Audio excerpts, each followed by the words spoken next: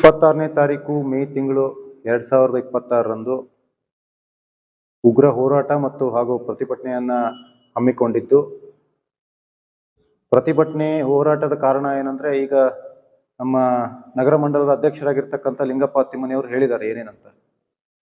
ಆದ್ರೆ ಇದು ಬರೀ ನಗರಸಭೆಗೆ ಅಷ್ಟೇ ಸೀಮಿತ ಅಲ್ಲ, ಇಡೀ ನಮ್ಮ ಮತಕ್ಷೇತ್ರದಲ್ಲಿ ಮೊದಲೆದ್ದು ನಮ್ಮ ಪಾಯಿಂಟ್ ವೈಸ್ ಹಾಗೆ ಬರ್ದಿದ್ದೀವಿ ನಾವು. ಫಸ್ಟ್ ರೈತರಿಗೆ ನೀವು 7 ತಾಸು ಕರೆಂಟ್ ಕೊಡ್ಬೇಕಂತ ನಾವೇನು ಅನ್ಕೊಂಡು ಹೇಳಿದ್ರಲ್ಲ, ಹೋದ್ ಸರ್ಕಾರ ಮೊದ್ಲಿಂದನೂ ಕೊಡ್ತಾ ಬಂದಿದ್ದಾರೆ. ಆದ್ರೆ ಅದನ್ನ ಸತತವಾಗಿ ಕೊಡ್ತಾ ಇಲ್ಲ. ಬಹಳಷ್ಟು ಲೋಡ್ ಶೆಡ್ಡಿಂಗ್ ಆಗ್ತಾ ಇದೆ. ಲೋಡ್ ಶೆಡ್ಡಿಂಗ್ ಆಗಿದ್ದನ್ನ ಮತ್ತೆ ಅದು ರಿಕವರ್ ಮಾಡ್ಕೊಡೋ ಸಿಸ್ಟಮ್ನು ಇಲ್ಲ. ಆಮೇಲೆ ಯಾವಾಗ ಬೇಕಾದಾಗ ಕೊಡ್ತಾರ. ಮಧ್ಯರಾತ್ರಿದಾಗ ಎಷ್ಟೋ ಜನ ರೈತರು ಹೇಳ್ಯಾರ ನಮಗ, 3 ಗಂಟೆಗೆ ರಾತ್ರಿ 1-2 ಕೊಡ್ತಾರ್ರಿ, ನಮ್ಗೆ ಗೊತ್ತಸತೆಗಾಗದಲ್ಲಿ ಯಾವಾಗ ಇವ್ರು ಕೊಡ್ತಾರ, ಯಾವಾಗ ತೆಗಿತಾರ. ನಾವು ಅವಾಗ ಎದ್ದು ನಾವು ಹೊಲಗಳಿಗೆ ಹೋಗಿ ಅದು ಪಂಪ್ ಸೆಟ್ ಆನ್ ನಾವು ಹೋಗೋದ್ರೊಳಗೆ ಮತ್ತೆ ಕಟ್ ಆಗಿರ್ತದೆ ಮತ್ತೆ ಲೈನ್. ಈ ತರ ಆದ್ರೆ ನಮ್ಮ ಹೊಲೆಗದ್ದೆಗಳಿಗೆ ನೀರ್ ಹೆಂಗ್ ಬಿಡ್ಬೇಕು ನಾವು. ಆಮೇಲೆ ಟಿ.ಸಿ.ಗಳದಂತೂ ಇಷ್ಟು ದೊಡ್ಡ ಸಮಸ್ಯೆ ಆಗಿದೆ ಅಂತಂದ್ರೆ, ಟಿ.ಸಿ ಹಣ ಕೊಟ್ರು ಕೊಡೋ ಅಂತ ಆಗ್ತಾ ಇಲ್ಲ ಅವ್ರಿಗೆ. ಎಷ್ಟೋ 1 ತಿಂಗಳ 2 ತಿಂಗಳ 3 ತಿಂಗಳ ಕಾಯ್ಕೊಂತ ಕೊಡ್ಬೇಕು ಅವ್ರ ಸಲುವಾಗಿ. ಹೊಲಗದ್ದೆಗಳಿಗೆ ಲೈನ್ ಕೊಡೋದು ಇರ್ಲಿ, ಈಗ ನಮ್ಮ 24/7 ಏನು ಕೊಡ್ತಾ ಇದಾರಲ್ಲ, ಅದನ್ನು ಕರೆಕ್ಟ್ ಆಗಿ ಕೊಡ್ತಾ ಇಲ್ಲ. ಎಷ್ಟೋ ಹಳ್ಳಿಗಳಲ್ಲಿ ಅದು ಸಮಸ್ಯೆ ಇದೆ. ಆಮೇಲೆ ಕುಡಿಯೋ ನೀರಿಂದಂತೂ ಕೇಳೇಬಾರ್ದು. 90% RO ಪ್ಲಾಂಟ್ಗಳನ್ನ ನಮ್ಮ ಹಿಂದಿನ ಬಿಜೆಪಿ ಸರ್ಕಾರದವ್ರು ಮಾಡಿದ್ದನ್ನ ಇವ್ರು ಅದನ್ನ ನಿರ್ವಹಣೆ ಮಾಡಕ್ನು ಆಗ್ತಾ ಇಲ್ಲ ಇವರಿಗೆ. ಎಷ್ಟೋ RO ಪ್ಲಾಂಟ್ಗಳಿಗೆ ಮೇಂಟೆನೆನ್ಸ್ ಆಗ್ತಾ ಇಲ್ಲ, ಅದು ಹಾಗೆ ಬಂದಿದ್ದಾವ. JJM ವರ್ಕ್ಗಳು ಎಷ್ಟು ಸ್ಟಾರ್ಟ್ ಆಗಿತ್ತು, ಆ JJM ವರ್ಕ್ಗಳನ್ನು ಕರೆಕ್ಟ್ ಕಂಪ್ಲೀಟ್ ಆಗ್ತಾ ಇಲ್ಲ. 3 ವರ್ಷ ಆಯ್ತು ಸರ್ಕಾರ ಬಂದು. ನಾವು ಬೇರೆ ಏನು ಕೇಳ್ತಾ ಇಲ್ಲ ದೊಡ್ಡದ, ಯಾಕಂದ್ರೆ ನಿಮಗೆ ಹೊಸ ಇದು ಕಾಂಟ್ರಾಕ್ಟ್ಸ್ ಅಂತೂ ಬರ್ತಾನೆ ಇಲ್ಲ. ಇದ್ದದ್ದನ್ನ ರೋಡ್ಗಳನ್ನಾದ್ರೂ ಮೇಂಟೈನ್ ಮಾಡಕ್ ಆಗ್ತಾ ಇಲ್ಲ ಇವರಿಗೆ. ಇದ್ದದ್ದು RO ಪ್ಲಾಂಟ್ಗಳನ್ನ ಮೇಂಟೈನ್ ಮಾಡಕ್ ಆಗ್ತಾ ಇಲ್ಲ ಇವರಿಗೆ. ಹೊಸ ಪ್ರಾಜೆಕ್ಟ್ಸ್ ಅಂತೂ ನಾವು ಬಿಟ್ಟೇ ಬಿಡಿ, ನಾವು ಅದನ್ನ ಕೇಳದೆ ಬಿಟ್ಬಿಡಿ. ಯಾಕಂದ್ರೆ ನಿಮ್ಮ ಹತ್ರ ಫಂಡ್ಸೇ ಇಲ್ಲ. KBದವ್ರಿಗೆ ಕೇಳಿದ್ರೆ ಅವರಿಗೆ ಸ್ಯಾಲ್ರಿ ಸದ್ಯ ಕರೆಕ್ಟ್ ಆಗಿ ಬರ್ತಾ ಇಲ್ಲ ಅಂತ ಹೇಳ್ತಾರೆ. 2-3 ತಿಂಗಳಿಗೆ ಒಂದೊಂದ್ ಸರ್ತಿ ಸ್ಯಾಲ್ರಿ ಬರ್ತಾವ. ಜೆಸ್ಕಾಂದವ್ರದಂತ ಪರಿಸ್ಥಿತಿ ಹೆಂಗಾಗಿದೆ ಅಂದ್ರೆ, ಇವತ್ತು ಬೆಳಗ್ಗೆನೆ ನಿನ್ನೆನೆ ಕರೆಂಟ್ ಹೋಗಿ 12 ತಾಸು ಕರೆಂಟ್ ಹೋಗ್ಯದ. ಡಬಲ್ ಫೋನ್ ಎತ್ತರ ಹೊರತು ಕೆಳಗಿದ್ದ JEಗಳು AWಗಳು ಲೈನ್ ಮ್ಯಾನ್ಗಳಂತೂ ಕೈಗೆ ಸಿಗ್ಲಾರ್ದಂಗ ಆಗಿಬಿಟ್ಟಾರ. ಪ್ರತಿ ಹಳ್ಳಿಗಳಿಗೆ ನೀವು ಹೋಗಿ ನೋಡ್ರಿ, ಕಂಬಕ್ಕೆ ಲೈನ್ಗಳೆಲ್ಲ ಜೋತು ಬಿದ್ದಾವ.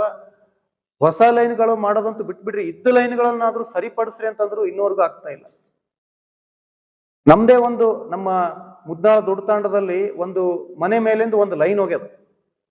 ಅವರು ಆ ಲೈನ್ ಹೋಗ್ಯದ್ರಿ, ಇದು ಹೆಂಗನ ತೆಗಿಸ್ರಿ, ಇಲ್ಲಾಂದ್ರೆ ಯಾರಾದ್ರೂ ನಾಳೆ ನಮ್ಮ ಮಕ್ಳಿಗೆ ಆಟ ಆಡ್ತಿರ್ತಾರ, ಏನಾದ್ರು ಆಯ್ತು ಅಂದ್ರೆ ಅನಾಹುತ ಆಗೋದು ಬೇಡ ಹೇಳಿದಂತಂದ್ರೆ ಹೇಳಿ ಒಂದು 15 ದಿವಸ ಆಯ್ತು, ಇನ್ನೂವರೆಗೂ ಅದು ಕಂಬ ಜಸ್ಟ್ ಸರ್ಸಕ್ ಆಗ್ತಾ ಇಲ್ಲ ಜೆಸ್ಕಾಂದವ್ರಿಗೆ. WEದವ್ರು ಹೇಳ್ತಾರ, ಅವ್ರು ರೆಸ್ಪಾನ್ಸ್ ಮಾಡಿ ಅವ್ರು ಹೇಳ್ತಾರ, ಕೆಳಗಿದ್ದ JEಗಳು AWಗಳು ಕೆಲಸ ಮಾಡ್ತಾ ಇಲ್ಲ. ಲೈನ್ ಮ್ಯಾನ್ಗಳಂತೂ ಬಿಟ್ಟೇ ಬಿಡ್ರಿ ಅವ್ರಿಗೆ. ಅವ್ರು ಉಲ್ಟಾ ಅವರೇ WE ಆದಂಗ ಆಗಿಬಿಟ್ಟಾರ ನಮಗೆ ಲೈನ್ ಮ್ಯಾನ್ಗಳು. ಇನ್ನು ರಸ್ತೆಗಳದ ಹಾಲತ್ತಂತೂ ಎಲ್ಲರಿಗೂ ಗೊತ್ತಿದ್ದೇ ಅದ. ನಮ್ಮ ಈಗ ತಾನೇ ಬೆಳಗ್ಗೆ ಒಬ್ರು ಫೋನ್ ಮಾಡಿ ಹೇಳಿದ್ರು ನನಗ, ಡಿಗ್ರಿ ಕಾಲೇಜಿಂದ ಹಿಡ್ಕೊಂಡು ದೇವಿಗುಡಿಗೆ ಏನದು ರಸ್ತೆ ಮಾಡಿದಾರಲ್ಲ, ಆ ರಸ್ತೆಗೆ ಏನ್ ಫುಟ್ಪಾತ್ ಹಾಕಿದಾರೆ, ಈಗ ನೋಡ್ಕೊಂಡ್ ಬರ್ಬೋದು. ನಿನ್ನೆ ರಾತ್ರಿನೇ ಮಳೆ ಆಗ್ಯದ.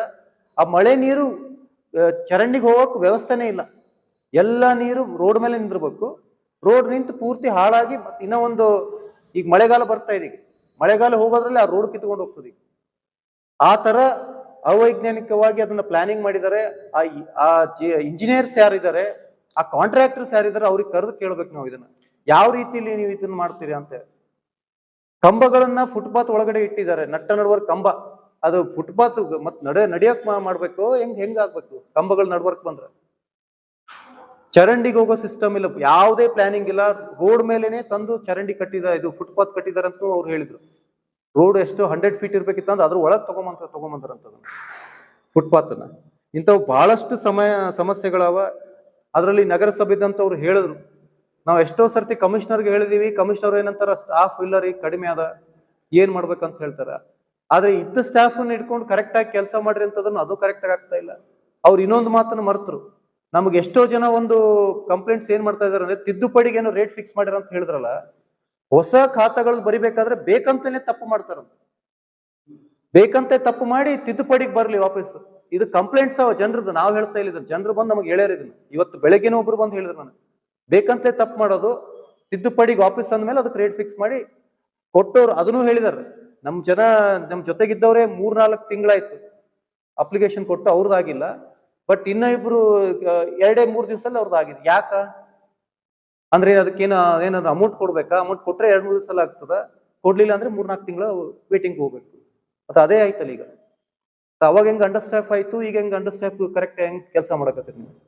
ಇಂಥವು ಬಹಳಷ್ಟು ವಾರ್ಡ್ 31 ವಾರ್ಡ್ಗಳಲ್ಲಿ ಕುಡಿಯೋ ನೀರಿಂದು, ಆಮೇಲೆ ಮೂಲ ಸೌಕರ್ಯ ಇದ್ದಂತೂ ಕೇಳೇಬೇಡ್ರಿ. ಯಾವುದೇ ಒಂದು ಮೂಲ ಸೌಕರ್ಯ ಇದಕ್ ಆಗ್ತಾ ಇಲ್ಲ.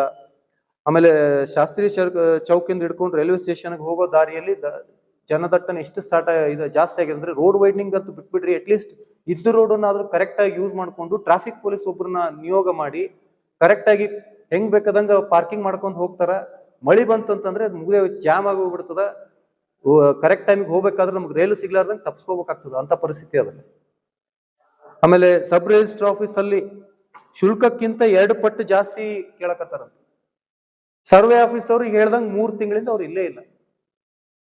ಒಬ್ರು ಯಾರೋ ಒಬ್ಬ ಉದ್ಯಮಿನೇ ಬಂದು ಹೇಳಿದ್ರು, ಅದು ಏನೋ ತಪ್ಪು ಮಾಡಿರಿ, ಅದನ್ನ ಸರಿಪಡ್ರಿ, ನಾ ಹಿಂಗೆ ಮಾಡ್ತೀನಿ ನೋಡು, ನನ್ನ ಇಷ್ಟ, ಅದು ನೀವೇನ್ ಮಾಡ್ಕೊಂತೀರಿ ಮಾಡ್ಕೊಳ್ರಿ ಅಂತ ಇದೇ ಉತ್ತರ ಹೇಳ್ಯಾರ. ಅವ್ರು ಬಂದು ಹೇಳಿ ಈ ತರ ಉತ್ತರ ಹೇಳ್ತಾರ್ರಿ ಸಬ್ ರಿಜಿಸ್ಟರ್ ಆಫೀಸ್ ಇದು ಸರ್ವೆ ಆಫೀಸ್ದಾಗ ಅಂತೇಳಿ.